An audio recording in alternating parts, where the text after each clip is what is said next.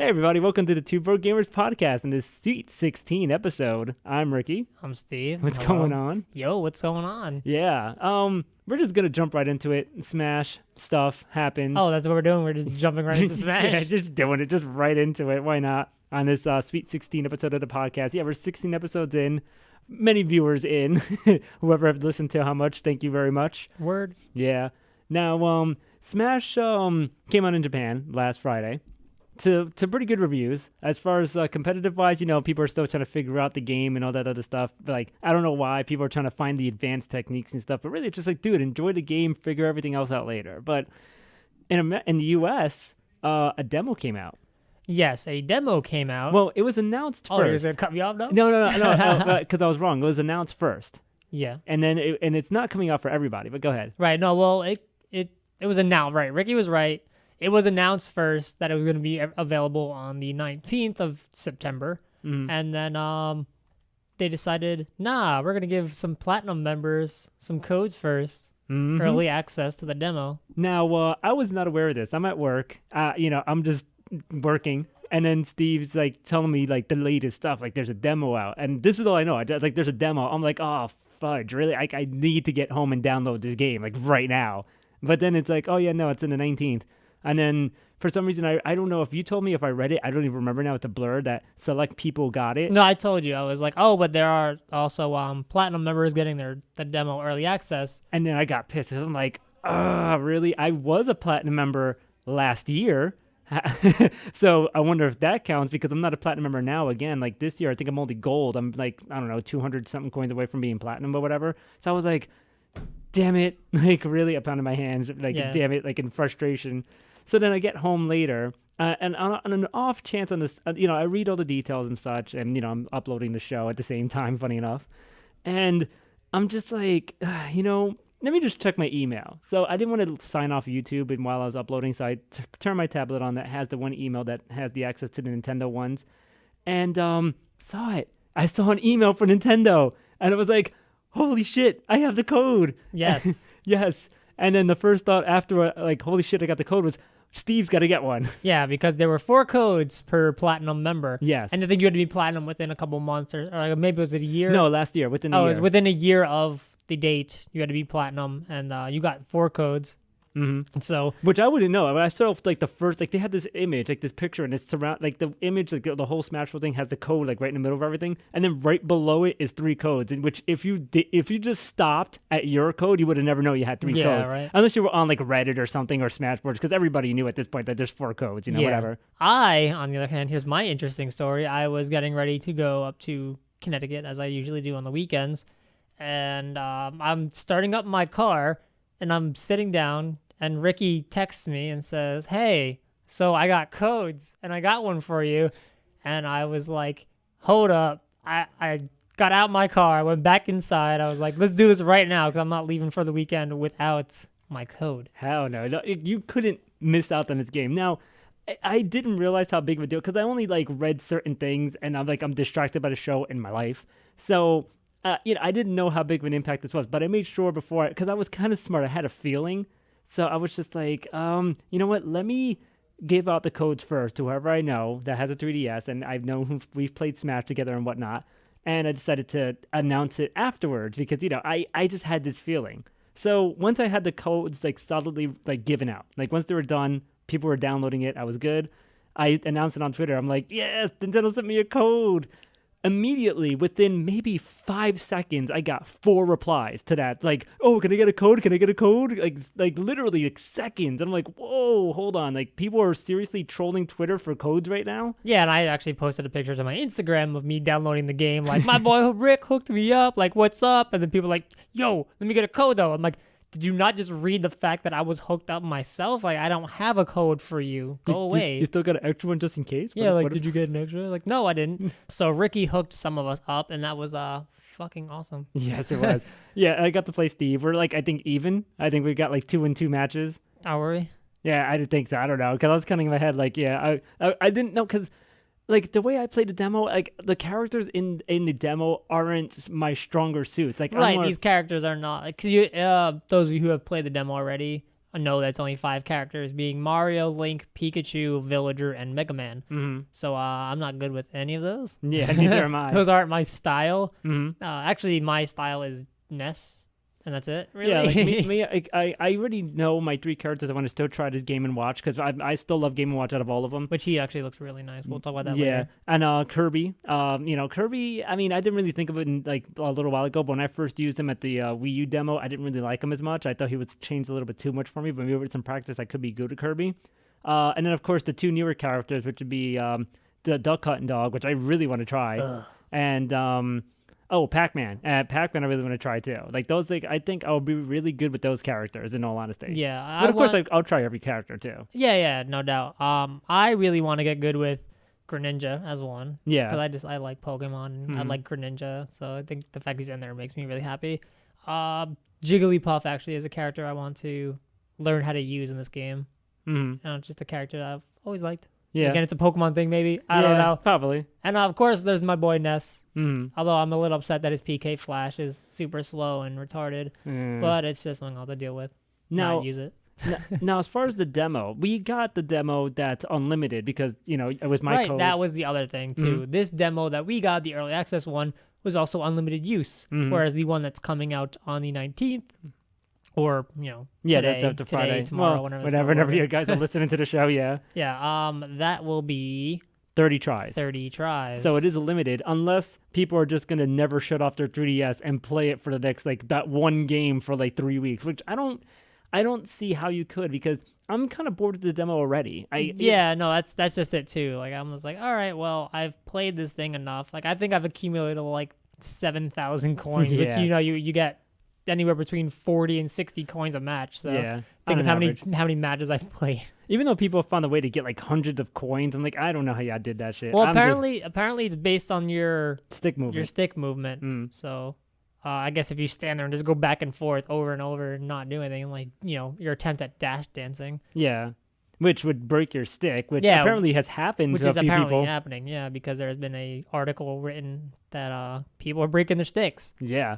And it's like, dude, like I played a lot of games, and I was concerned I was gonna break my stick off with Mario Kart 7. Meanwhile, like Smash Bros, it's like I don't feel like I'm moving the stick around as a lot, and I don't know, man. Like that was the big concern I had with the 3DS. Could that stick handle Smash Bros? Because that was really the thing. Yeah, but as long actually if you X and Y jump, your stick really isn't gonna take that much heat. Yeah, well, you still have to move back and forth, and you still have to dodge people. Right, and there's still like up tilting, down tilting, smashing and stuff because there's no C stick yet, so you still have to smash with the stick. And but I mean, it's just jumping with X and Y takes just that much more pressure off your stick, though. Well, here's the thing. Like myself, and I know Steve released it. I didn't really realize because I never really looked down and I looked at a stick.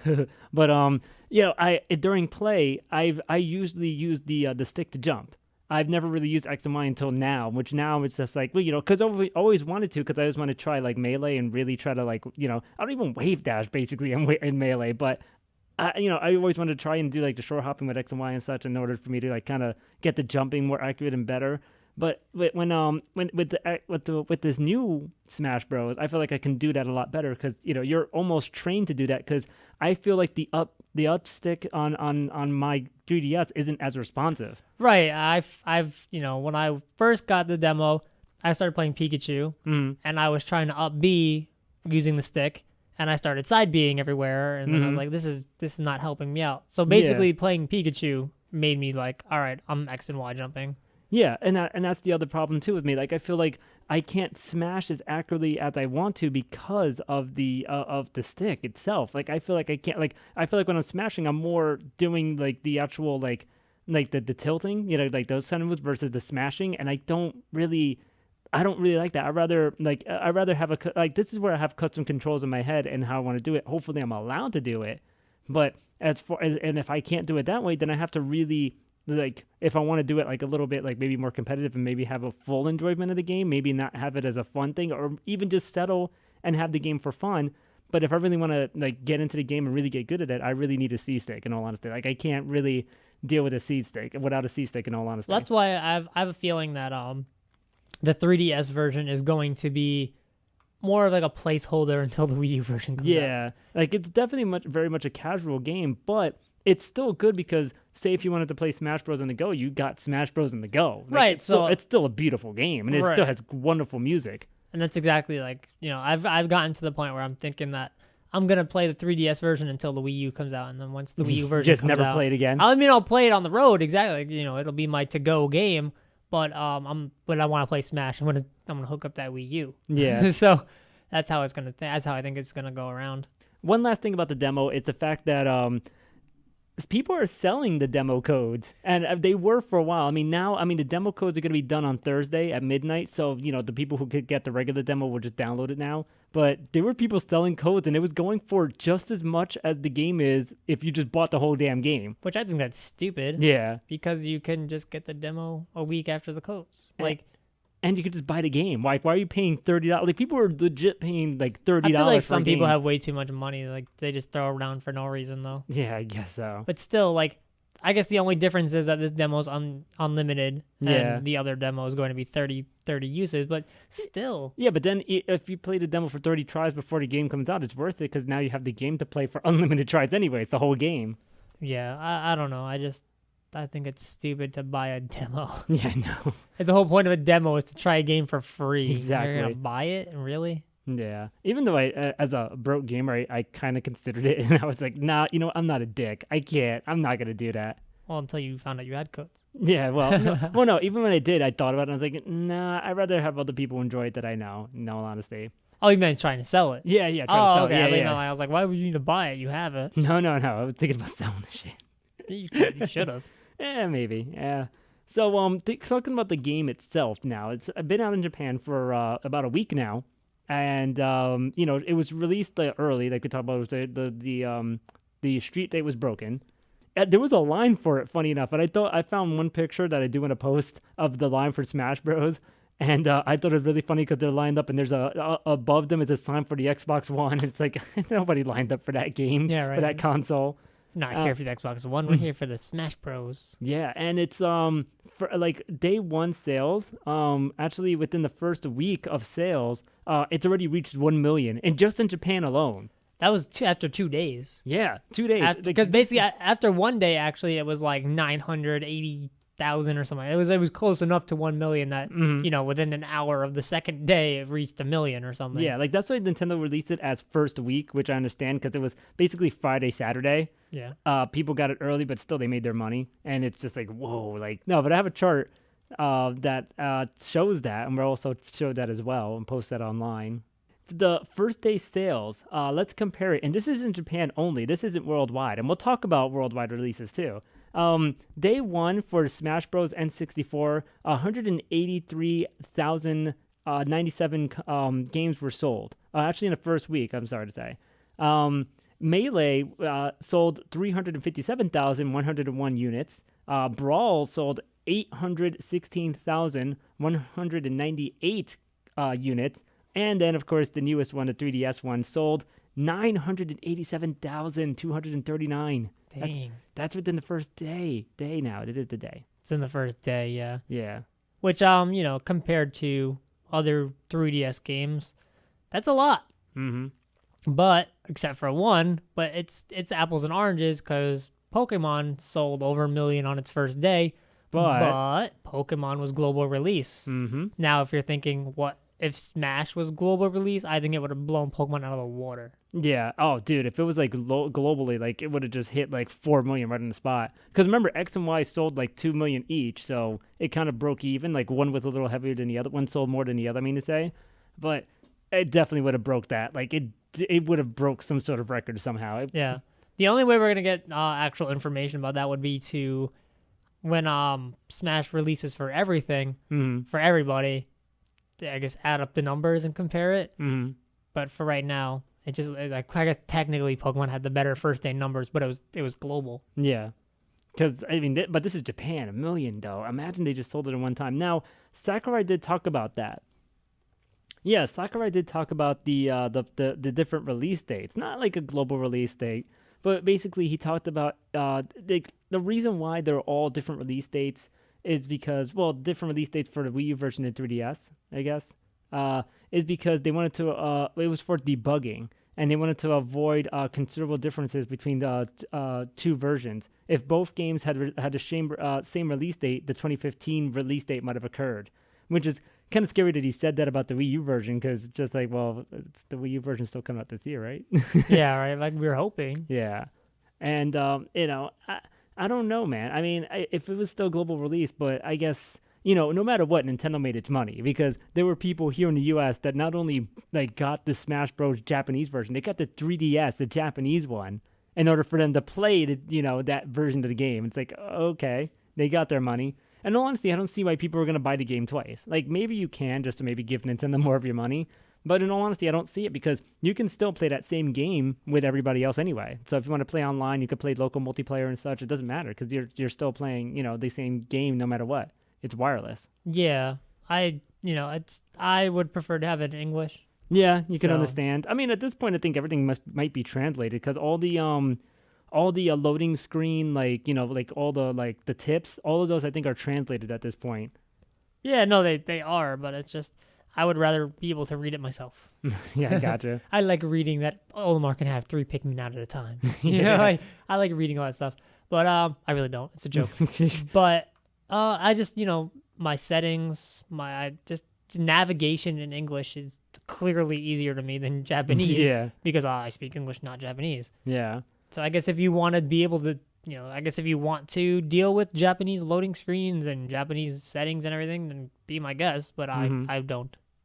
Now, some tidbits about the game itself. Now, the roster's official, of course. We've talked about that. People are getting over Ridley for some reason, even though it's funny because there's a Charizard alternate skin that's a purple dinosaur. Purple, so people are like, that's actually funny because I was watching one of the someone stream the Japanese version, and I forgot who he was playing.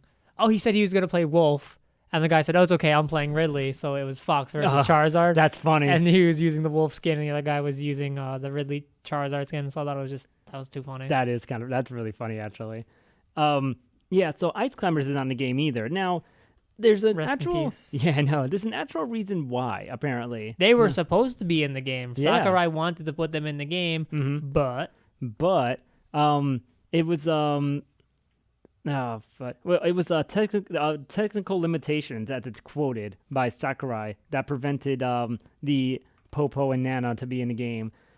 He said that they had them running in the Wii U version of the game, but due to technical limitations, he cut them for both versions. That's because he didn't want version differences. Yeah, that's the thing. He's very adamant about both games having the same roster. So it's just, he mentioned that the Ice Climbers franchise isn't as popular as the company hoped. So that's why. So they just kind of clipped them like that. But people have found a weird glitch in the game where if you're playing as the villager, you'll get an Ice Climbers chant. Really? Yeah. That's kind of cool. Yeah, we'll put a clip up of that too. It was out there. I think someone in Germany had found that or something like that. Really? Mm-hmm. That's interesting. No, it's really interesting. I hope that, when Sakurai decides to DLC this game, that the Ice Climbers can make their way into it. Yeah, but I don't know about that now because there's a whole big discussion about everything about DLC and whether he like I said, during development, Sakurai has been adamant about keeping the same roster for both versions, which is why people were concerned about we were going to lose this person and lose that person, and now that it's all out there and done, people feel like, oh, but some space is wasted with clones. Like, why did we really need Dark Pit? Like, what a waste! Like, a lot of people hate Dark Pit. I hate Dark Pit. I'm fine with Dr. Mario because there is a difference between Dr. Mario and Mario. Mm-hmm. The down B, Mario does this flood. Yeah. And Dr. Mario does the Mario Tornado thing. Mm-hmm. So that means down A for Mario is the Mario Tornado, and Dr. Mario has the drill. Yeah. Which is awesome. So and the pills. And the pills, right? Like there's a little bit of difference. And and the difference between Marth and Lucina is of course Marth uses the tip of the blade for more damage and Lucina just does equal damage everywhere. Mm-hmm. So that's okay with me too. But I guess there is a difference between Pit and Dark Pit, but why not just make Dark Pit a skin for Pit? Like, yeah, he could have easily been a skin, in all honesty. I don't like the usage of Dark Pit here. That's just like Dark Link. Dark Link, both versions, 2 Link and Link, they're in the game as skins, and then Dark Pit gets a whole separate thing. Maybe he has a different set of moves, something, but a lot of people just despise Dark Pit. I think Dark Pit was a waste of a spot. Yeah. Now, Like, why not just try to? I mean, I guess the Ice Climbers were out because of hardware limitations on the 3DS. But yeah. they're coming out with that new 3DS that's Yeah. gonna have better hardware. Now, funny you bring that up because apparently you can't on the 3DS you can't post on the Miiverse Yeah. with Smash Bros, but you can do it on the new 3DS. It's crazy that there's that much of a difference of hardware because I mean, yeah, I've mentioned before jokingly, but then kind of serious in the same time that the Miiverse takes a long time to load in the 3DS. Well, because it does. It's not a joke. That's because it takes like forever, and that's why I stopped using it. Yeah, now I think I've been on the Miiverse like twice because I'm just like, I don't want to wait for 5 minutes while this thing loads up. yeah. Now, but you can't do anything in Smash Bros with it. Like normally you can stop your game, like hit home, you hit the Miiverse, you hit the browser, whatever the case may be, and you could do it while your game's running. Apparently you can't do any of that until you get the new 3DS. Which I feel like the Smash Brothers game is also pushing the limits of the normal 3DS and I think 3DS so, XL too. as well, because in the demo, when you close out that demo, it takes like a minute for you to go back to the home screen. Mm-hmm. It's like a black screen. I'm like, did my 3DS crash? Yeah, that's and the then same it's just thing like, oh happened to wait, me. no, there we go. It just, I don't know. I think we're really pushing the limits here. Mm-hmm. So I think in order to play these games, you need to get that new 3DS plus the stick. Yeah, that stick too, man. But I've also noticed that with the demo, when you smash someone out and their percentage like cracks apart and falls, like it's kind of laggy. Like it doesn't lag the game on the screen, but it like it's laggy on the bottom screen. It's like I don't pay attention to the bottom screen. Yeah, like if it's like watch it. If once you hit someone out and it just kind of falls apart, it goes very slow, and it's like it gets supposed to be a little faster than that. Oh, I don't know. I'll have to check it out, I guess, because I haven't looked at that. But I just know I feel like this game is very much pushing the limits. Now, other things that happened from the game itself, people were getting banned already in this game, but not for any bad reason. Yeah, not for any bad reason. It's because they're playing Peach. Yeah, yeah. Basically, in Final Destination mode, or I guess for Glory mode, which basically is Final Destination mode, people were playing Peach, and of course, one of the things that Peaches do is her down B. Her down B, where she picks up the turnips, which there's no problem with the turnips. It's when you pick up the bomb-bombs and the beam swords. Mm-hmm. Technically, there's no supposed to be items in for glory mode, And people are getting banned. and people are getting banned for picking out a beam sword. Mm-hmm. So now Nintendo apologized, and they're gonna change that. So I guess They better change that. It's one of her mechanics. Yeah. If you're gonna ban people for that, you might as well just ban Peach until What they should do is ban Peach until they get this fixed. Yeah, but it's really funny that. I'd be angry though. I mean, come on now. You made the game to try to make it foolproof, and then you fooled yourselves because, oh yeah, that's right. Peach can, in the game. Yeah. She kind of needs weapons. But And, just imagine that, like, you get out of a game and it's just like, you've been banned. I'm like, what? What did I do? I didn't do anything. speaking of Peach, it looks like you can't see her underwear in the game, which is apparently news. I don't know why. Apparently, Rosalina has like a galaxy under her. Though. Yeah, and Peach has like a darkness. Hey. I mean, I guess maybe that's why it's rated like E10. I bet you can look up the skirt like the regular old games and the Wii U version for you pervs out there that really needed to see up her skirt that badly. I always thought Peach's upskirt was like just white. Yeah, she has panties. In the old games? Yeah. I don't know. I always thought it was just like white fluff. No, I don't. I thought they were panties. Oh. Yeah, no, those are panties, dude. This is Hold on. Ah. It is. Look at that. See, we're just I would have never noticed until like this article. Right, I I've saw. never been like, oh, gee, let me see what's under Prince Peach's skirt. Like, no, I've Yeah. never done that. Now That's there's weird. now there's darkness. Like I said, there's probably it's just for the 3DS version to get kids to play it because it's rated E10, so that's really like the limit they probably wanted to push it to. Not to get that teen rating because Melee and Brawl were both rated teen. Yeah, well, also, Zero Suit kind of wears a bikini, Yeah, and Shulk is kind of naked. he's in his So, boxers. Yeah, yeah, so I don't know how they pushed that E10 rating, but hey, Mhm. whatever. whatever, it works. Also, the violence and stuff. Yeah, a little bit of the violence, but then once you have an upskirt, there's a problem. Yeah, right? Now, I wanted to go back to the hardware part of the 3DS because it was discovered in the game that not only can you connect your Wii U to the 3DS to the Wii U, the 3DS can also be used as a controller for the Wii U for the Smash Bros. Game. Oh no. No. If you're gonna play on the Wii U, you have to use GameCube Yeah, controller. I don't see the point of that. Like, why were you? Why? I guess maybe if you got used to these controls and you wanted to. Yeah, like, but then, you know, but then, if you wanted to do that, you kind of have the Pro controller. If you don't want to get a GameCube controller, yeah, no. I don't like that at all. I think that's just No, very I think strange. I think it's creative. I think it's something cool and new. But I myself would never. Mhm. Yeah, I wouldn't just- try it. I have GameCube controllers, and I plan on getting new ones. Yeah, too. exactly. So, when they come back, Yeah. I'm stocking up. I'm getting like 7. Well, the Japanese ones are still out there. I'm getting 7. There you go. Like all that aside, but we'll move on. We'll talk about the Wii U version, which apparently was leaked and saying, people are still thinking that it's going to be coming out the 21st, and that's already been debunked so far by Nintendo officially saying that the 21st is not the release date. So it's still in the air about the holiday thing.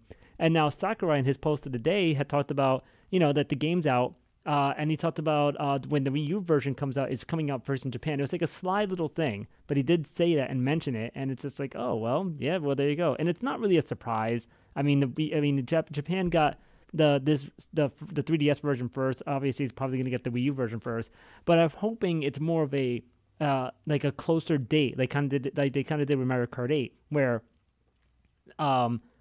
the Japanese version of Mario Kart 8 was released on a Thursday, and then everywhere else got it on Friday. Like that type of deal. Like I hope it's like that and not too much of a separation. I can see this being like a week. Really? Yeah. Why would you? I don't know. I mean, the 3DS is 3 weeks, Mhm. so I don't know. I just feel like 2 weeks would be the Wii U's thing. Hmm. It also depends on what day, because if That's they true. if they come out with the Japanese version in December 10th, and you want to get the Wii U one out for everyone else before that, if you want to have it, you're looking at December 20th, December 23rd, December 24th. I don't know. Like I feel like Nintendo really doesn't release a lot of games in December, unless I'm wrong. But a lot of their bigger games seem to have come out in November within the last couple of years. Even starting from Ocarina of Time, that was released even like I think in October, November, I think, or something like that. But I mean, and speaking like last year, like Link Between Worlds and Mario 3D World, which was like supposed to be the two biggest games like last year, came out on the same day of the Xbox One. And I know because I picked it up that day. Not the Xbox One, I picked up Link Between Worlds. Yeah. And I've seen that. And I feel like it's always bad business to release things in December. Yeah. You want to release it in November so it gives people a chance to buy it for holiday season. Because if you release it on December 18th, and it's like, well, that's a week before Christmas. Yeah, it's exactly. a week before people go out and buy things. It's gonna be sold out. People are gonna be angry. Yeah. So you want to release it end of November, at latest like December 5th or something. Mm-hmm. Yeah, exactly. Like you do have to do it as soon as possible, and if not, they may have to push it to next year, which they're trying not to. They're still saying holiday, even though I think holidays. I think January still counts for holiday for some reason. I don't know. Maybe they can still technically get away with that. Maybe. Yeah. But I know they want to try to get this game out in 14. Yeah, dude. I really like. They're really pushing 2014 for the Wii U version. Yeah, there's like a lot of mode. There was also for the 3DS version. There's gonna be a lot of modes and stuff coming out, but we're like getting way too into the 3DS version and such. But I did want to mention one other thing where the game's already been like all the files of the game are out there, so you could I hopefully I don't know if people are gonna make ROM hacks already and make like Project M2. Yeah. Product 3DM. Yeah. Oh god, that sounds pretty cool actually. 3DM. Hell Yeah. yeah. Sounds awesome. Now, I just, man, I don't know about that. Like, I mean, the textures are out there. Nobody's talked about hacking yet, but people have found hidden things. Like, they found 2 blank spots that have arrows, like 2 arrow spots for the character select screen, and people are thinking, oh, wait, that's going to be DLC, and this is that. And it's like, no, it's not. It's probably just a placeholder. Maybe. Yeah. One other thing that's technical about the 3DS version of Smash Bros. Is the fact that it doesn't use all the blocks. There are 17,000 blocks that are required for the game, but the game actually uses 9,000 blocks. So people are thinking that the rest of it is going to come in DLC.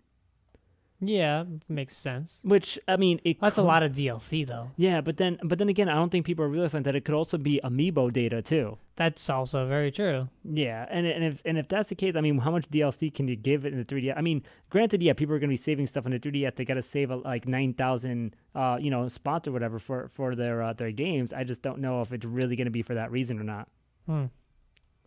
Which I'm gonna have to probably make room on my SD card, or just buy a new one. True. My SD card's like kind of full.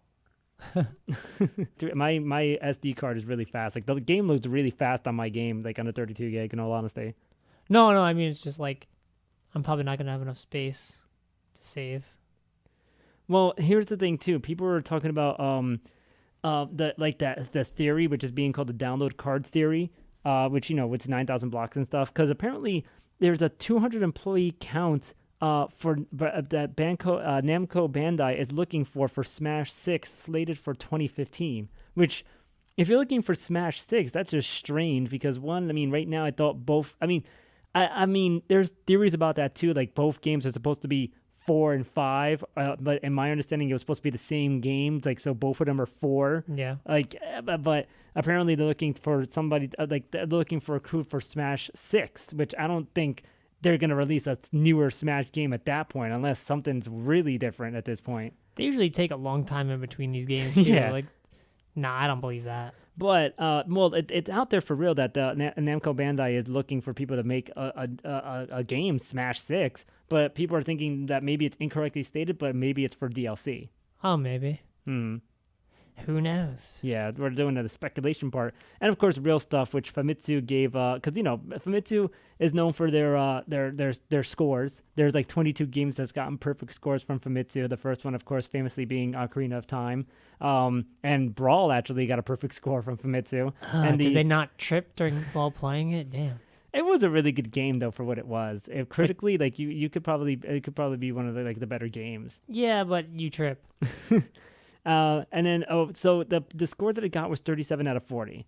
And for the 3DS version. Yeah, the Wii U version is still yet to come. Oh, because it's not out yet. Yeah, and yet and to compare it, Melee got the same score.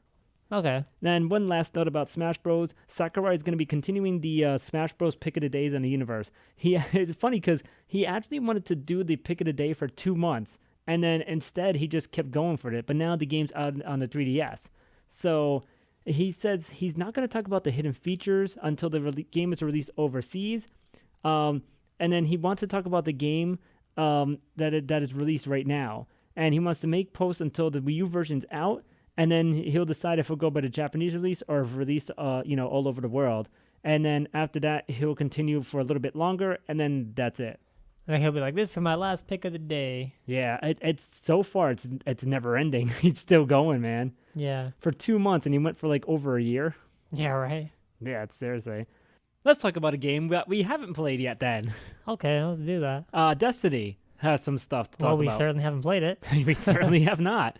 Apparently, the first raid has been defeated. There was a clan that beat the Destiny's first raid after 14 hours of play. Sweet. And it got to a point where even Destiny had shouted it out, and they showed the actual proof, and they said congratulations to @PrimeGuardHQ for completing the raid. Now try it on hard tier. Yeah, right. Yeah. Now, a little bit of stats on the thing. As a total, this group died 1,605 times. Wow. Yeah, and it took about 14 hours to do this raid. And Bungie, of course, had to shout them out on Twitter, so I think we, had to bring that up a little bit.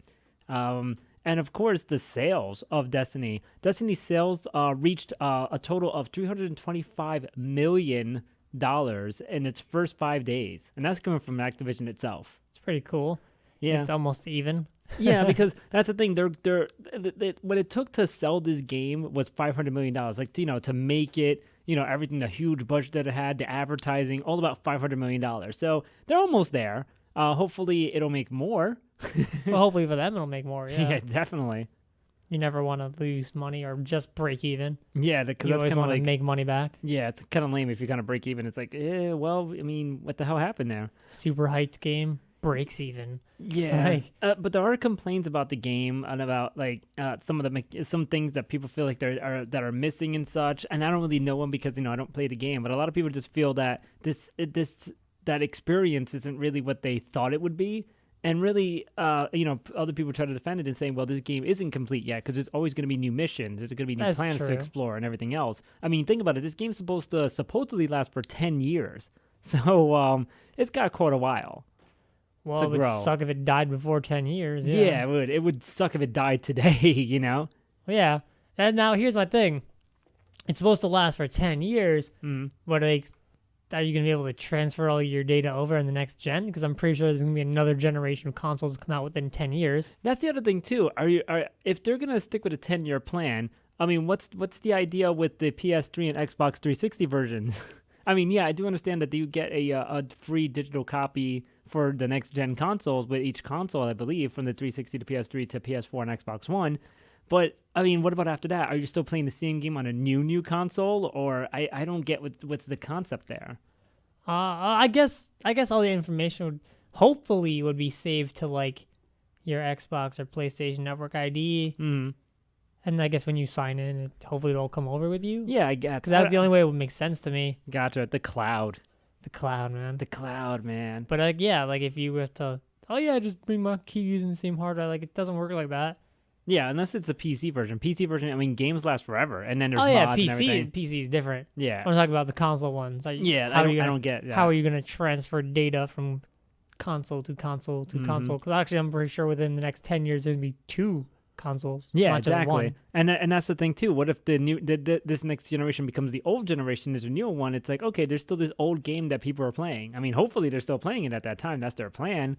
I don't know, man. It just seems like a weird concept, and I do hope it works out. And if it does work out, hopefully other people will think about long-term gaming, basically, because that's what it is. That's a long-term game. Well, in a way, I do see how it will work, because World of Warcraft is still a thing after, however many years it's been out forever. 13, 14 years, maybe? Yeah, WoW's been around for a long time, and it doesn't look like it. I mean, it's slowing down, but it's not anywhere near dead yet. And then that's the other thing, too. People who just join playing Destiny, like, say, a year from now, like, you and I get it. And it's just like we're noobs, and meanwhile, people are up to, like, past max level 20. They're, like, level 30 or 40. It's like, oh, well, that sucks for me. Like, how is Destiny? I mean, how is Destiny? How is Bungie going to, deal with that situation where people are going to buy this game brand new, they're going to be level 1, and they don't have shit on the people who are at level 40. Well, it's just like in WoW. You have different zones. Gotcha. So it's like, there's the level 1 to 5 zone, and the 5 to 10 zone, and 10 to 15, and et cetera, et cetera. Well, that's the thing, too. I'm hearing that you can mix levels, which is why,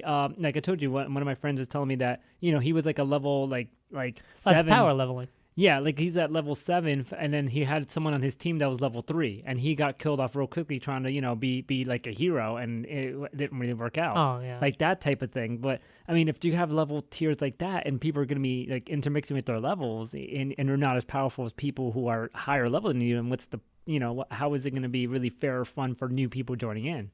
Well, I mean, another thing that was level system based was that I liked was Borderlands, and I got the game later than all my friends, so they were all higher level than me. Yeah, and they would just bring me into higher level zones and play protect the potato, and I leveled up real quick.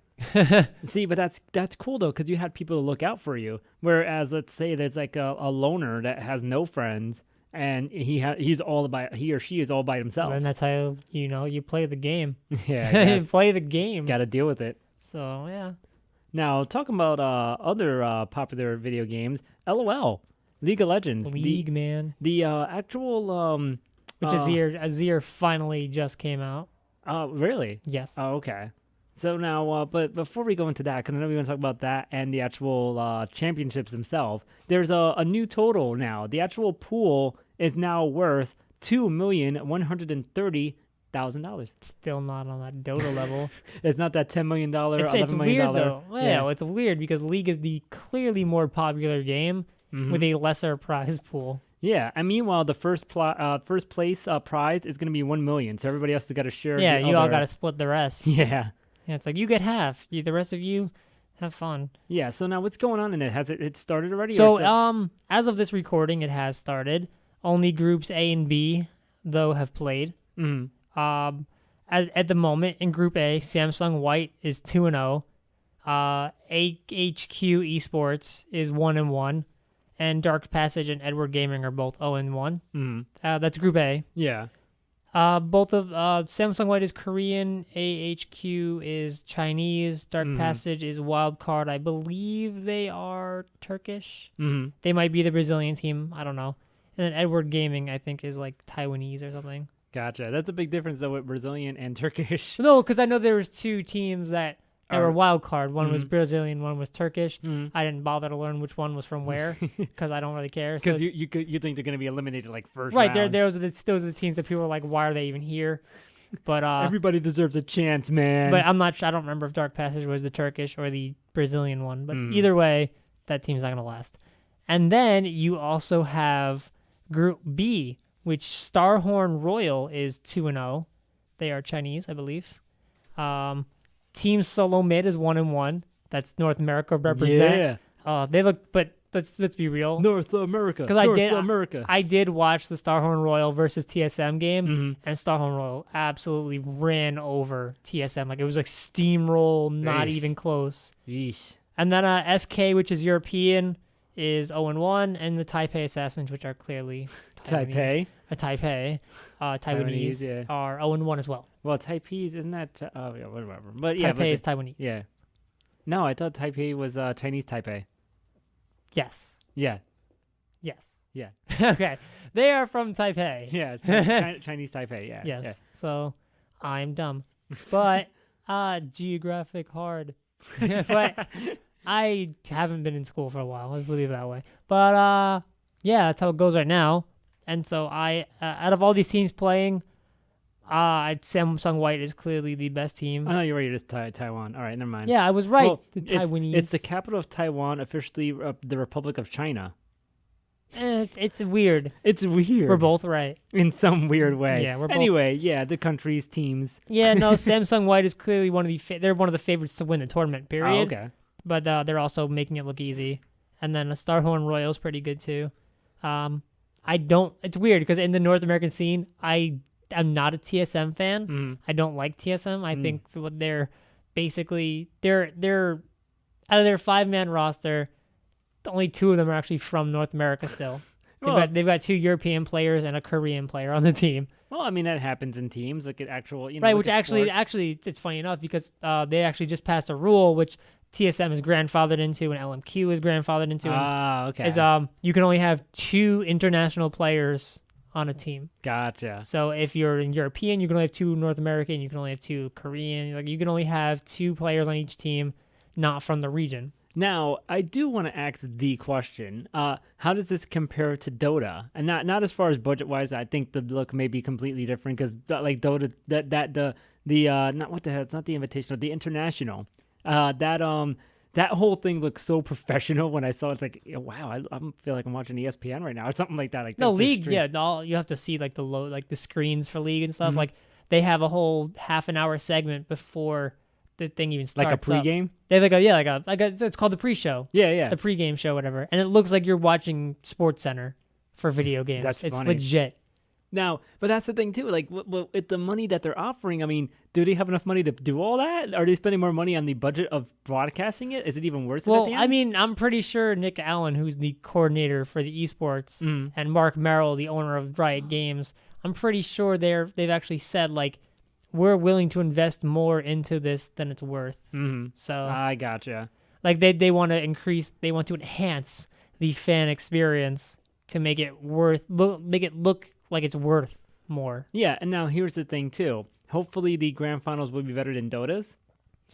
Yes. It depends who gets in. That's true, because I do remember Dota 2's finale was just like, if you watched everything before that, it was better than that. Well, you never know. The teams might look really good going into the game, and then one might choke, so it's going to be a stomp. Or you can have those games where it's like, oh my God, what's going to happen? Like, this is crazy back and forth games. So you'll never know until it comes up. Now, is it the same thing? I have to compare it to, because I'm kind of out of the loop with this stuff, so I'm really learning this stuff through you and like whatever I can like have the time to look into. So really, is there more excitement from one more than the other, or is it just about equal? I think the excitement around League is way more exciting. Gotcha. Because people, watch League. Like there are more people who are behind League, like more people play League than play Dota. Gotcha. Although I don't know, Dota's I'm not gonna say I wasn't interested in watching it, because I did find those games interesting. Yeah. It's just that my personal bias would prefer League. Yeah. So you're asking the wrong person. I guess Gotcha. you have to ask someone who likes both. But you know what? I mean, it had the views. I mean, I don't know how many people actually like. We talked about like how many people watched the Invitational, but now we have to compare that to the League numbers and see where that goes, because League is always on top. Like no matter what, like what big game tournament, whether it be like fighting games and whatnot, like the League is still like number one. Like it never budges. Like, on like the Destiny, Twitch thing. Yeah, the Twitch thing. Yeah, the League is always number one. I very, very rarely have seen it number two. Yeah. Which I have seen it number two. Yeah. But what was number one then? The other day there was something going on in Counter-Strike. I don't know what it was, but okay. Counter-Strike was number one by like 5,000 viewers. Like it was like 125,000 people watching Counter-Strike and like 120,000 people watching League, and I was like, wow, that's crazy. So yeah, Counter-Strike has been like a huge thing lately. Yeah. I'm digging that. Now, I do remember seeing Destiny was like taking the 2 spot like on and off lately, and then of course Smash Bros 3DS was like in the top 5 for a while too. It's really funny about that. So, I mean, I can't wait to see it. In all honesty, I do want to check it out and see. I mean, if it's not my thing, it's not my thing. But of course, I'm still open to talk about it and have a conversation about it. Yeah, which actually I just brought up my Twitch app right now, and there are currently 135,000 people alone watching the Riot Games channel because there's a game going on for the. But that's funny because that's how much it peaked during Evo for Smash Bros and for Marvel. Which this is just group stages. Yeah, this is just group. This is the finals. Once playoffs happen and like once the finals, I'm not even like, it's gonna be like 500,000 people. I want to see those numbers, man. I do want to see that, dude. Like the chat's got to be nuts. I don't like I said, the chat's going insane. Yeah. I don't even want. I'm not bothering. I never really watch chat, but I like when there's that many people who just want to take a look, just be curious. You just want to see how everything just scrolls, unless it's in slow mode. A lot of it's in Chinese. Oh, a lot of the chat's in Chinese. Yeah, that happens. All right, so now on to Nintendo stuff. Nintendo, during the stream, because they did stream the Smash Bros 3DS, they revealed some characters officially in America and stuff, even though it's been leaked for a while now and all that other stuff. But we're not really going to focus on that. I did want to focus on the Ultimate NES Remix for the 3DS, which I don't know if I'm going to be one to get that. I do like both versions of the NES Remix on the Wii U. Now, and that was $15 a piece for each game. Now, this new one is going to be $30 to download on the 3DS, and I think also probably available retail too. And it has, I believe, both versions in it, if I remember correctly.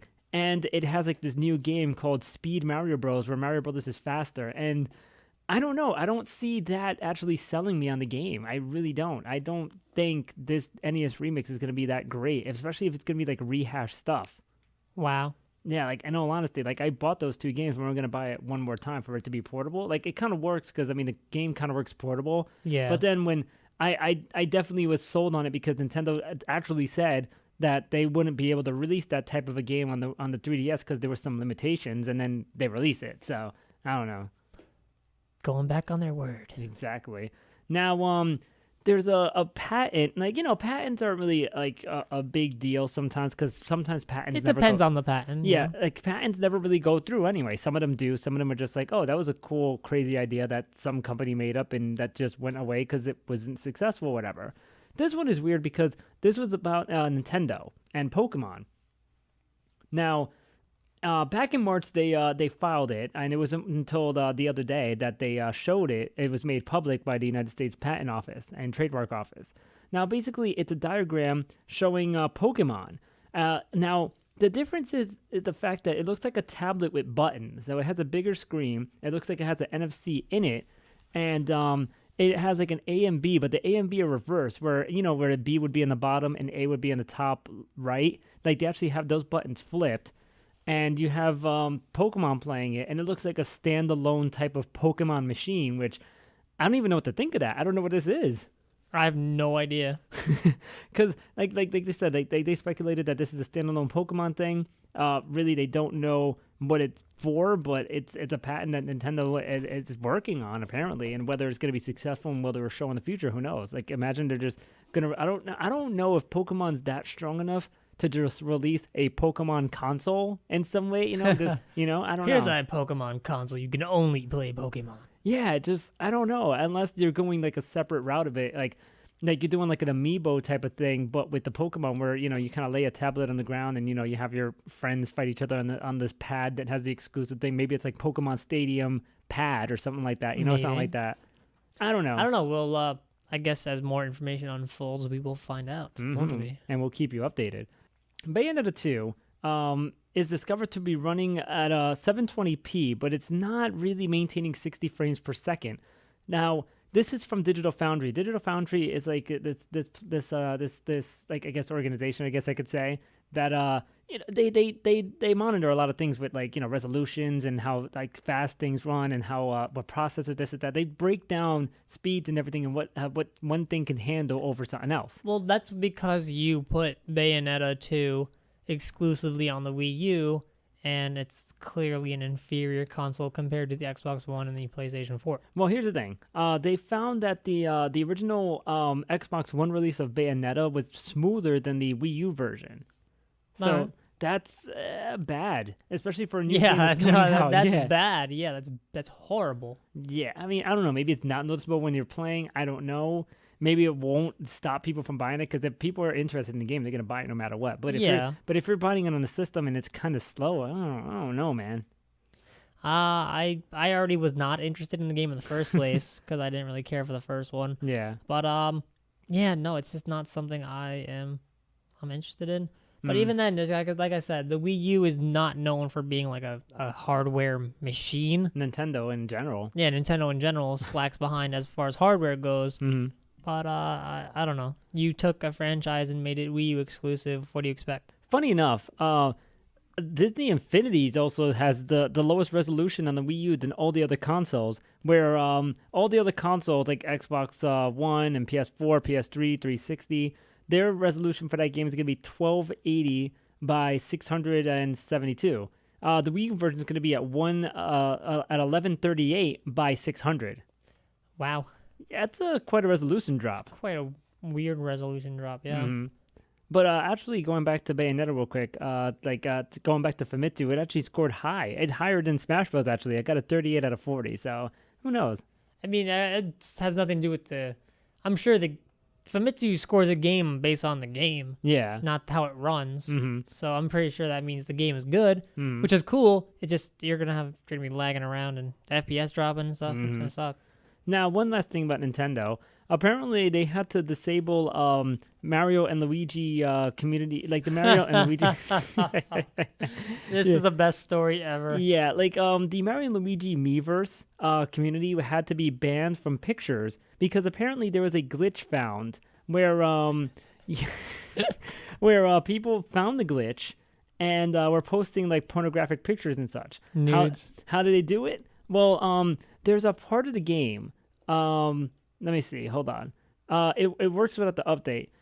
It's when you launch into when you launch into Dream Team, you you rapidly press the home button that you return to the home screen the second that the 3DS logo is gone, and then you hold it until the game is returning home, and then it'll cause the game to display an image of your previous software. In this case, the camera app or like random colors or whatever. So if you had a previous app before, start with the game, and then you press the home button, it goes back to that previous app. So now it's like some weird thing. So so you're able to just kind of take whatever pictures you want, and then you could put that picture on Mario and Luigi's Dream Team. Yep. And so people were taking naughty pictures. Yeah, like here's the thing too. Like someone said there's a second way to do it. Like you open the camera app, open the Mario Luigi, press home really fast, takes you to the home menu before the game starts. Then do the same. Go to the game for a second, but press it fast again. It should show an image of a camera, app, or colors. If you choose it, go in, choose a picture to come to the Miiverse. Note that you have to not have it updated to work anymore. So yeah, now people. Yeah, no, it doesn't work anymore, but it was funny. Yeah, and that's the thing too. I don't know, man. I mean, the Miiverse was fun at first. It's kind of died down for me. I don't know, man. I haven't used it since the day I downloaded it.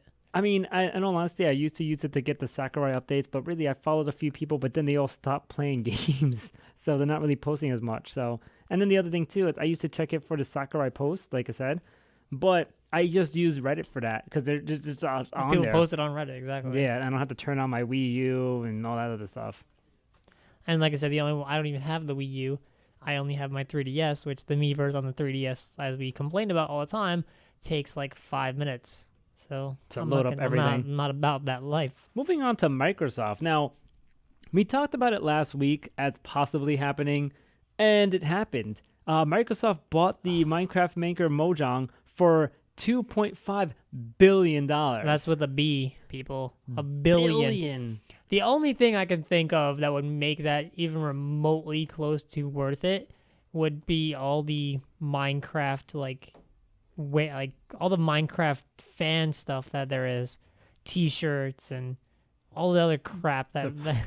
The merchandising. The merchandising, that's what I was trying to get here. But now, still, like, you have to make back $2.5 billion worth of merchandising. This is definitely one of the worst things Microsoft has ever done. But now here's the thing too: they still have to release a PlayStation 4 version, physical disc, which that's weird because now you're crossing consoles. Because I don't know if the Microsoft logo is gonna be in that packaging now. Isn't that strange? Like, and that's the thing too. They were asked about that. And basically, they're like, yeah, it's still going to happen. Like, they're going to release the PlayStation 4 version. And it's like, well, isn't that a little odd for y'all? Like, isn't that kind of like you're kind of not monopolizing, but you're kind of, I don't know. That's just strange. That's like saying Nintendo's going to release like a multi-platform game. It's like, yeah, it's on our system, but then the other two too. It's like, wait, what? Like, it's just weird. But then again, yeah, they make the consoles, but Microsoft now owns this company that has like a multiple platform game. Like, it's just strange that now this one Microsoft game is on an iPad and it's on the Sony consoles. It's just strange. We're taking over your systems. Mm-hmm. No, it's just basically, no, you know what? No, I don't really have anything to say about this other than I think it was a really terrible idea financially. $2.5 billion. Really? Which actually, the next story involved with this is that Notch is actually leaving Mojang. Yeah, that's correct. Now, before we go into that, Owen Hill of Mojang wanted to talk about this on the website.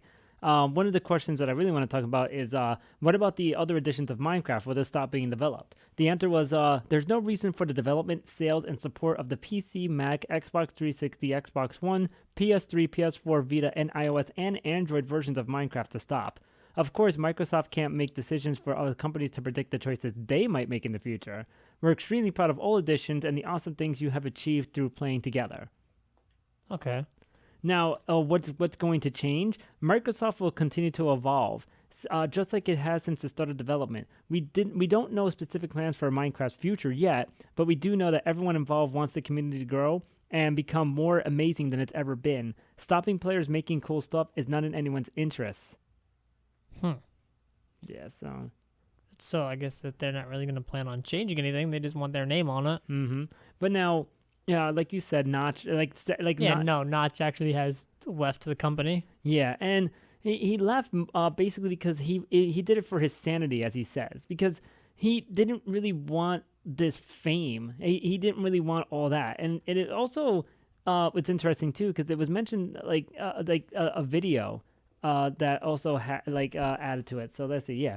So basically his quote is, "It's not about the money. It's about my sanity. I don't see myself as a real game developer. I make games because it's fun and because I love games and I love the program, but I don't make games with the intention of them becoming huge hits. I don't try to change the world. Minecraft certainly became a huge hit and people are telling me it's changed games. I never meant for it to do either. It's certainly flattering and gradually to gradually get thrust into some kind of public spotlight is interesting."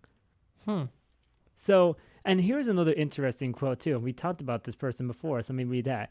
"I was at home with a bad cold a couple of weeks ago when the internet exploded with the hate against me over some kind of a EULA situation that I had nothing to do with. I was confused and I didn't understand. I tweeted this in frustration," which he tweeted, "Anyone want to buy my share of Mojang so I can move on with my life? Getting hate for trying to do the right thing is not my gig."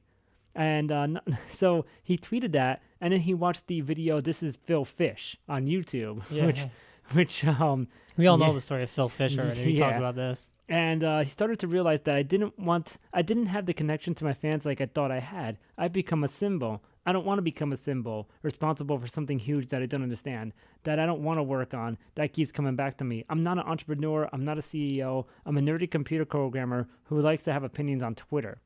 Yeah. Which once you become a big time, you're not allowed to have an opinion on Twitter anymore. Yeah, apparently. Now, and that's the thing too. Like he did it for his sanity and such. And I mean, Platinum Plus 2, he's got lots of money now. Well, now he's got lots of money. Yeah. But he said it's not about the money. Mm-hmm. But I mean, come on now, you got lots of money. Like you're good for a while. You don't have to make a game in your life. You don't have to work a day in your life right now. Nah.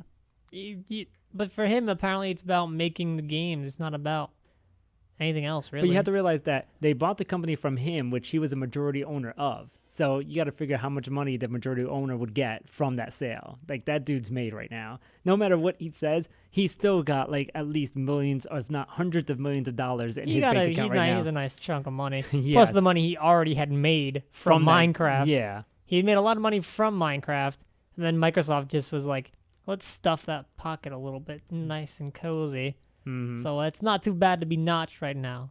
Yeah. But I think he eventually will make another game, and I try to keep it more low key, I guess. Yeah, I guess so. But let's see if he if he's really true to the sport. I really want to see him continue in the indie scene and make like another game. Maybe if he does it by himself, or maybe he has another company, or maybe like. But then again, he said he's not a CEO, so he wouldn't want to do that. Yeah, no, he just wants to program. That's what he said. He wants to program. He wants to make a game and see what happens. Yeah, and you know what? Out of all this, and me, like, I sound like I'm kind of like being a dick about Notch, but in all honesty, I do respect his decision, and I do really hope the best for that dude. At least he didn't go down the Phil Fish route and just be a dickhole all the way to the end. You know, he kind of was like, you know what? This isn't me, and I don't want to become like a bad guy. I'd rather just like leave my own terms. You know, I did my thing. My game is out there. Everybody enjoyed it. Let me just take a step back, like somebody else take over it, and let me just move on and make something else. And I do hope that he makes something that's really good, not as good as Minecraft. You know, I mean, I honestly never played it, so I couldn't tell you how good or bad it is. But you know, if he makes something else, I mean, let him make it, and I hope it's good too. Yeah. Best of luck, Notch. Yeah, man. Now, to continue on Microsoft and the Xbox One, there's a customer that's already waiting in South Korea for the Xbox One. He is sleeping outside the store and everything for the Xbox One to be released day one, which I think is coming out next week. Jeez. Yeah, that guy. Poor guy. Yeah. Anyway, one last thing about Microsoft. There's something like odd that Microsoft is doing where they're doing a project called Out of Time. It's one word, Out of Time, or Out of Time, which they're using Doom 3 and Fable 3 for cloud gaming.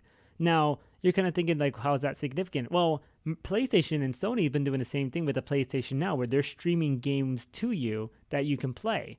And now, if that's the case and they're using this for PC, there may be a potential that Xbox One and 360 games may be able to stream and play on PC. And maybe at some point. But that'd be cool. I mean, that's all speculation. I mean, Microsoft is doing this project. There may be a potential for it. Who knows if Microsoft will actually take the time to do that and try to compete with the PlayStation Now, even if if there's even competition for it, because there's only like PlayStation Now and then that other PC game OnLive, that PC streaming gaming thing or whatever the hell that service is. There's like those two, and those aren't really popular in some sense. Like, people use them, and people are trying out the PlayStation Now because that's in beta right now. But if Microsoft jumps on it and uses their giant 360 and Xbox One library, that could be really successful for PC. But then again, too, a lot of Xbox One games end up on PC anyway. The only things you're going to be missing out on are the exclusives like Halo and such. Yeah, I guess that's true. Like, why not just, if you bought a game, like, you could just buy the same game for PlayStation for the computer PC. Yeah, for like half the price. Yeah, no, they are cheaper to buy on PC, even though you get better graphics. Yeah, exactly. Haha. Not a self-plug for the Master Race. But, no, I mean, but I could also see, like, if you bought a game for the Xbox One, that you should be able to play it on the computer as well without having to buy another copy. Yeah, but then again, like I said, they're cheap as hell. But funny enough that you reminded me. So there was a dude that turned an Xbox One into a laptop. So it's like the I don't even remember the name of it, but I'm not even gonna like the article. The like laptop nothing. one. Yeah, the something laptop like one, something like some stupid thing, and he's selling it for like $1,500. But it's just like like all right, here it is. The Xbook, The Xbook. the Xbook Okay. One, yeah. Now it has a 22-inch Vizio 1080p LED TV attached to it, so it kind of flips open and closes like a laptop, but it's like a giant bottom to it, and. He wants to sell it for $1,500, and it's like for that price, you could just buy a super high-end PC and get way better graphics than the Xbox One. Yeah, But you could buy a nice little PC for that. and instead, I don't know if people would actually buy it. I feel like that's kind of dumb. Yeah, I don't know. I think it's stupid. Yeah. But hey, if someone's willing to buy that, go ahead. Now I do have a handful of stories for Sony. Basically, they're upping their forecast loss to $2 billion. More following smartphone struggles. So That's Sony as a whole, though. That has nothing to do with the Yeah. games division. yeah, not at all. But I did want to find that interesting because we've always talked about how Sony's always been losing money. Yeah. And even though the PlayStation 4 could be saving it, they're still being hurt by the phone part of their corporation, where now they're predicting $2.15 billion loss in the fiscal year ending in March 2015. Which is nearly 5 times more than the company previously projected. And they announced the other day that they're downgrading the value of its mobile business by $1.68 billion following an internal review. And not only did they do that, I was not aware of this. They were laying off like 5,000 workers for the PC, and they sold the PC Vio business, and they're restructuring their TV division. And it's going to be like, and this loss, $2.15 billion, could be the 5th year it's been in the loss.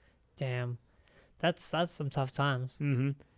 Now, as far as the gaming part is concerned, the games business has actually given them some profit. Of course, like they never really talked about how much, but with 10 million units sold of the PlayStation 4, I mean, there's some sort of balance. I don't know about its $1 billion balance, but Yeah, I don't know if it's enough to make up for the rest of that division's loss, but they're not division, the company's loss rather, because that division's doing well. Just everyone else kind of flopping. Mm-hmm.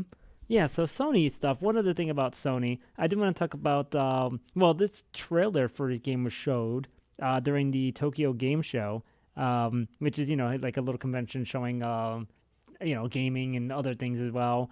But what caught my eye was this new trailer for Final Fantasy 15, which, as an actual trailer looks amazing to me. Oh, it does. I saw that too. It was really cool. Now, to me, it kind of looked like a GTA kind of mixed feel to it, which with Final Fantasy stuff in it. Because if you drive GTA like in the wooded areas, like that's what it looks like this trailer mostly is in, with like 4 characters. Because I believe the characters are in a gang, and then there's a female character, and then the guys are fighting people.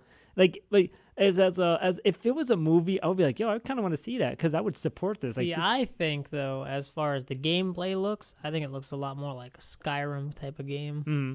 Like it's open world-ish.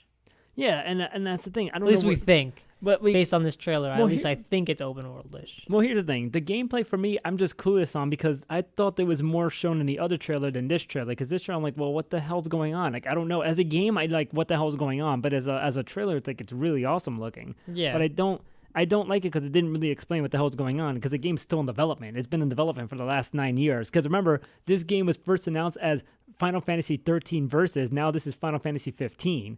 Well, yeah, that's the thing. I don't really know how to explain it. Just yeah. Yeah. Now, the other part of this too is the fact that there's Final Fantasy 15 it still doesn't have a release date, still being made, and I don't know, man. Like that's the thing too. I mean, what type of a game is it going to be? Like the only thing that bugs me out is what type of a game is it going to be? Is it still going to be like Final Fantasy 13, which I've never played, but I've actually watched a Let's Play because the story itself, the way Final Fantasy 13 was, it was very linear. So basically, you were on you were in one path. Like you couldn't really you were going forward. You couldn't really go back a lot. There wasn't really a lot of room for exploration. You were doing a lot of linear story, doing a lot of fighting, doing a lot of this that. And then you had a grind. You were put in this open world, and then you were grinding for the whole game until like the end. Like, and I remember talking about this with somebody a long time ago, actually with Rob from the Rob and Slim Show. If you want to listen to their podcast, Shout out. Yeah, it was on their show twice already, so definitely link at my other appearance. But I was talking to Rob a while back when we were talking about Final Fantasy 13. I remember the conversation where I was like, dude, like the game to me was just basically linear and then grinding. And he's like, yeah, dude, that's basically what it was. Like you had to grind and grind until like you get to the end. I had a lot of friends who hated 13. And that's the That thing. was a really bad game. Like 13, I mean, Final Fantasy 15 looks like 13 as far as the battle system, but I don't see much like a linear like aspects in it. It looks more open world, kind of like a GTA is. Right, like this game to me, Final Fantasy's always been like the turn by turn. Basically, I'm gonna hit you, you hit me, then I hit you again, and you hit me again, kind of game. And then they changed that. Right, this game looks like your sword swinging Skyrim type game. Well, it's been like that since I believe Final Fantasy 12 or 13. It was one of those two that changed the battle system completely. Oh, well then I'm out of the loop because I'm not I've already stated several times I'm not a Final Fantasy person. Mm-hmm. I've never really shown any interest at all in the series. So to me, Final Fantasy is like Final Fantasy 7. Yeah. Turn by turn. And that's the thing. A lot of people will always refer to that. Other people will tell you 9. Other people will tell you 8. Some people will tell you 6. Some people will tell you 4. Or 5. One of the two. One of 4 or 5 is usually the popular ones that people talk about. But then the newer looks, a lot of people just like are confused because a lot of people don't like the hair in one aspect because the hair it's Japanese stuff. Yeah, it's very Japanese style, which a lot of people are like. I've read the comments on YouTube, which is it's a mistake. But I've seen a lot of people talking about that the hair is a very big like turn off to them because they look very douchey. Well, yes. Yeah. It's another thing. They look very douchey. Yeah. But it's 4 guys. They're usually like a bang of brothers. A gang of No, I brothers. thought there was a chick in there somewhere. Yeah, they're chick. But then I don't know what the hell I don't know if she's like I thought the guy. I thought it was 3 dudes and a chick. In the car. No, it was 4 dudes.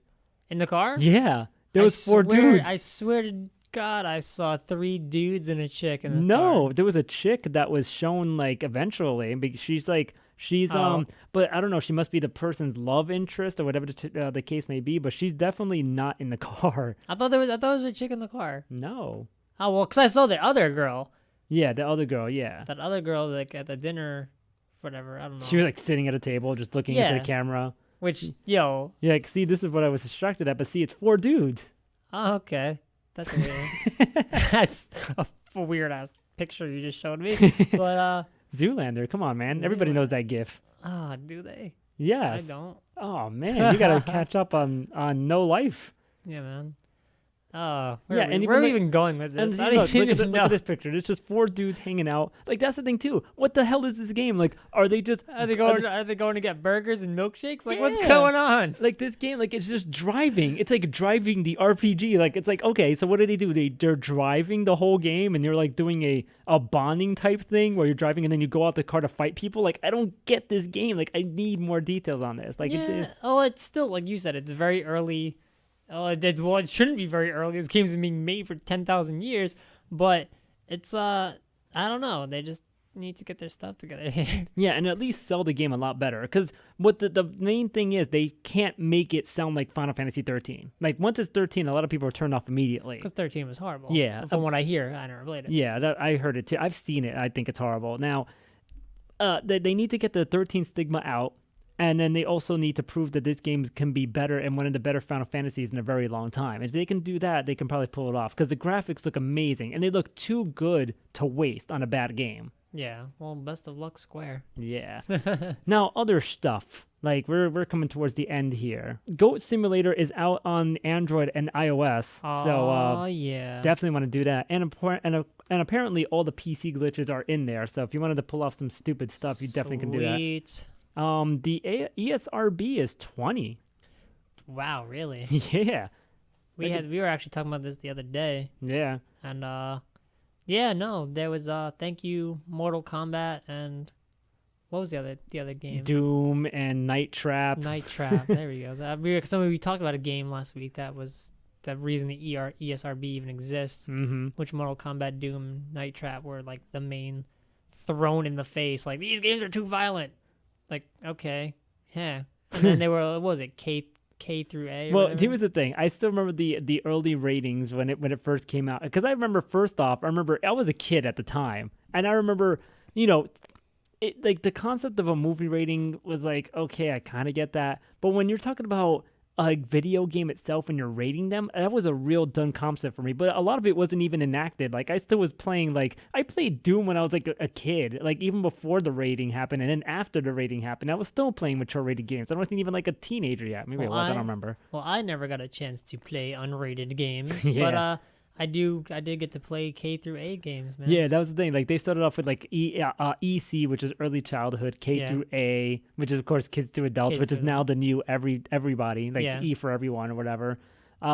T for teen, which is still around. M for mature, and then AO, which I think Adults only. Yeah, I think there's only like a handful of games that have that rating. I don't even know if it's more than 10. Honestly, I've never seen a game that's AO, and I'm pretty sure like games like that either get like pushed to the side because they're like that bad.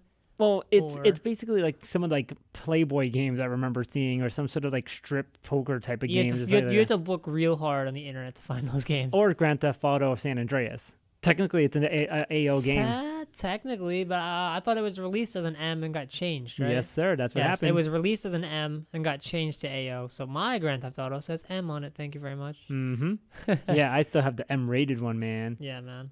So I mean, yeah, look at that. And then everything's changed. I still remember this old pixelated graphic ratings versus they're just plain dark. Yeah. Like, it's rated E for Those everyone. like the Nintendo 64 looking ones. Yeah. Those are brolic. Brolic looking fizzy stuff. Yeah, I never know. But hey, look at that. We have ratings. It's there now. I remember shortly after that was TV ratings, which I was like, what? That doesn't make sense. But whatever. 14, TVY, TVY. TVY, man. That was like kids' youth. I man. haven't seen a TVY show probably in years. In all honesty. Yo, I used to remember staying home from school because I was sick. And unfortunately, the only thing to watch is like Nick Jr. He's watching some TVY, man. Dude, that Blue's TVY. Clues, man. Nah, yeah, TVY. Kids' youth. Watch that stuff. Now, Psych. Robert Downey Jr. is actually reportedly joining the Assassin's Creed movie, which is news to me because I didn't know there was which I Assassin's had Creed. no idea there was an Assassin's Creed movie coming out. Yeah, apparently he's slated to play Leonardo da Vinci, because when I think Leonardo da Vinci, I think Robert Downey Jr. Why not? Perfect match. Sure, I guess same character as Tony Stark, so why not? Mm-hmm. Now Not we to change yourself too much. I know we jumped around a lot of stories and going back. Final Fantasy IV is going to be released on PC, the remixed one. So that's going to be pretty cool. Cool. So if you are a fan of Final Fantasy IV, go check Actually, that out. it's the Final Fantasy IV that was originally supposed to be called Final Fantasy II, which is, the one that was released for, it was weird back in the days. I can tell because I'm like 2 and 4. They're not even next to each Well, other. There's a whole other game in there. Well, here's the thing. When the Final Fantasy games came out in the U.S., it was 1, 2, 3, and then 7. Oh, so 4, 5, and 6 were skipped. Well, no, here was the thing. Final Fantasy 1 was released on the NES. 2 and 3 were never released in America. So Final Fantasy 4 came out for the Super Nintendo, and instead of calling it 4, It was called 2. it was called 2. Yes, I believe it was 4 or 5. One of them was called 2. Because then, and then 6 happened. They called that one Final Fantasy 3. What? Yeah. This is so stupid. You could have just said, hey, 2 and 3 don't exist in America, so here's Final Fantasy 4, and kept it at that and just kept going. Yeah, no. So stupid. Final Fantasy 4 was actually Final Fantasy 2. Okay, so Final Fantasy 2 was Final Fantasy 4, which was released, I believe, for the SNES back in the days. This is stupid. So, and then all of a sudden when it went to 7, I remember when 7 first came out, people were like, what happened to... What happened to the rest? Where'd they Yeah. go? People were highly confused for a long time because... I would be confused too. I'm like, is this 4 or is this 7? Like, what? Yeah, so Final Fantasy 4 is going to be released on Steam. So Final Fantasy 4 in Japan, Final Fantasy 2 in America? Yes. Okay. Mm-hmm. Gotcha. Yeah. And that So means that I confusing. think basically every single Final Fantasy has been remade but 7, which is the one that everybody wants the most? Yeah. It's just like, you know what? No, actually Final Fantasy 6 has not been remade either. I think 1 through 5 has been remade. 6 needs to be remade. Like, Wait, in all did they honesty. remake the Japanese 2 and 3? No, well, basically it'd be like, you know what I mean by that. God They would damn make it. 3, 2, I don't know. Whatever. Yeah. It's so I- confusing. And I think we'll end the show on that. There's some topics we can talk about, but you know what? We're not fully prepared for that. We have lives. We had some things that were probably, teased, like DLC and pre-orders and stuff, which is kind of like, what's the point of these anymore? I saw a freaking commercial for the celebrations pack for FIFA, and I'm like, what? Who would want that? I don't know. Who would actually go, you know what? I gotta pre-order the game to get celebrations, man. Oh, you did miss one story. Which is? If you have a violent game in California, you can turn it in for some ice cream. Yeah, I didn't want to talk about that because I was just getting upset at that. I mean, it's kind of dumb to me. It is dumb, but because it's not like, I mean, there's been studies that shown that there is no real connection for violence and people who have video games. At least if they were violent themselves, they're gonna, no matter what, because video games are always gonna get that blame, just like music's gonna get the blame, just like movies that have violence in it are gonna get the blame. It's all part of that same category. That's our personal opinion on it. Yes, yes, it is my personal opinion on that. Well, I agree with you completely. I think it's dumb. Yeah. I think it's stupid. I'm just saying, if you have a violent video game in California, and I'm not sure where exactly, doesn't even matter. It doesn't matter because it's not worth it. Yeah. Marin County. So if you're in Marin County and you have violent video games and you are so in the mood for ice cream, you can trade in that Mortal Kombat for an ice cream cone. You know what though? But I think that's kind of funny because you probably get a game for free ice cream and then buy the game again for like $5 at GameStop or on eBay or if something you like could that. find it, yeah. You better. Well, you don't sell your rare game. I could sell. Well, what game would you even trade in? Probably one of the Grand Theft Autos. Like if you could rebuy those like 8,000 times over. Huh? But But why not just spend the $2 on ice cream, $3 on ice cream to make the other people feel better? I don't know. I'd rather get ice cream. In all honesty, I don't give a shit. I love my games. I keep all of them. I've never traded any of my games except for one. I've never traded any of my games except for none. Yeah, no, I had to. It was Except for none. I had Real Steel, and I tried to because it was I think it was Red Steel or Real Steel for the Wii. And I really thought, oh, it's cool. I can use a first-person shooter, and I can use my Wii as a gun, and this, that. And it's like, this is completely inaccurate. Why can't I use a stick? This is really bad. This is why you need first-person shooters with either a mouse or a stick, because this doesn't make any sense. And I just returned it. I said, fuck that. I couldn't do it. Yeah, I don't think I've ever traded a game in. I never wanted to. I've always wanted to keep to my guns, but there was just games I looked at and I go, I know I'll never play this game in my life. Why am I going to keep this? And those are the only ones. I've only traded in Wii games. That was it. Other than that, every single game I've kept. Huh. Except if I lost it if I gave it to somebody or something like that. I just figured that you don't get money back for trading in games, so I never bothered. Well, that's why I learned that the hard way. That's why I never traded in games ever again. See, that's the thing with me. I give you $3 for it. Like I paid $60. Yeah. I paid $60 last month, and you're gonna give me $3? Now, fuck yourself. Now that's the thing with me too. I lost a couple of games which I'm still mad at, and I still have to rebuy them. Like I remember the games I lost. I've lost Pokemon Red, so I've owned that for years. And I lent it to one of my friends, and he just lost it. I lost my Donkey Kong Land, which is for Game Boy, which is an awesome Donkey Kong Country portable. Yeah. It was amazing, and I lost that game. I have my Donkey Kong Country for Advanced. Yeah. I wanted to get that, but I really wanted. I have 1, 2, and 3. I'm so happy. really wanted to get Donkey Kong Land 1, 2, 3 though. That was a really good. The first one was great, and I really wanted to play a second and third one on principle. And then I've lost Resident Evil for the 64, which I was upset at because I really liked that version. And I think those are the only games I've lost. I never lost any games. Yeah, like I you, take man. care of my things. I have irresponsible friends. Actually, I think I'm lying to you because I am pretty sure that my ex-girlfriend's brother still has my original copy of Left 4 Dead for Xbox. Oh man. You know what? I almost lost the game. I'm never getting it back. So you reminded me. I had an ex almost keep a game. She was gonna keep the because I lent it to her brother, and it was you know what it was? It was Twilight Princess for GameCube. Yeah. And I was like, I am not gonna pay another $40, $50 for that game. It was also Left 4 Dead 2 was already out, so I also was like, well.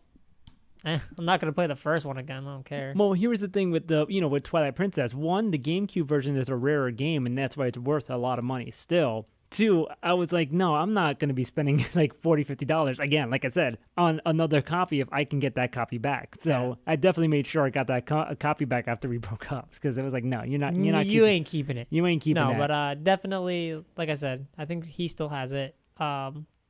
2 was already out, and I have Left 4 Dead for PC anyway. Yeah, it doesn't the even first matter. one, so I'm like, yeah. just keep it. It's not worth it. Yeah. So that's it. That's it, man. That's it for the day. Yeah, we had Smash Bros. Talk and Microsoft talk and League talk, really. That's what it was. Yeah, pretty much. Anyway, we want to thank you guys for checking us out this week. I think it was a messy show, but I think we pulled it off somehow, some way. I think slick editing by yours truly will make it a little better.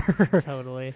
Like I said, one day we are going to release like a bloopers show. We're gonna have that on there. Yeah. We're going to release a bloopers show for you guys, maybe, if you're lucky, if you're good. And, Yeah. Because we have had, we probably have way more time footage of us screwing up and having fun and being stupid. Yeah, there's some that I should have deleted, because I've been like up at 3 a.m. editing this crap. I'm just like, ugh, not this crap, but this show. Yeah, we do have fun recording it though. Oh no, but goddamn, I'm tired. I need some sleep. I need Saturday to come. Promoting the show on Friday, of course. We're doing it. We're promoting the show on Twitter, actually. You know what, Steve? You know what? Why don't you tell us the Twitter, Steve? Yes, I will. To Broke Gamers Pod. Yes, thank you. And you can follow our personal accounts on there too. You can find us there. Our blog is actually 2brokegamerspodcast.wordpress.com. That's the number 2. Yes. If you're wondering. And yeah, we're sticking to this shit. Whatever, man. Yeah, we'll see you guys next week, all right? Yeah.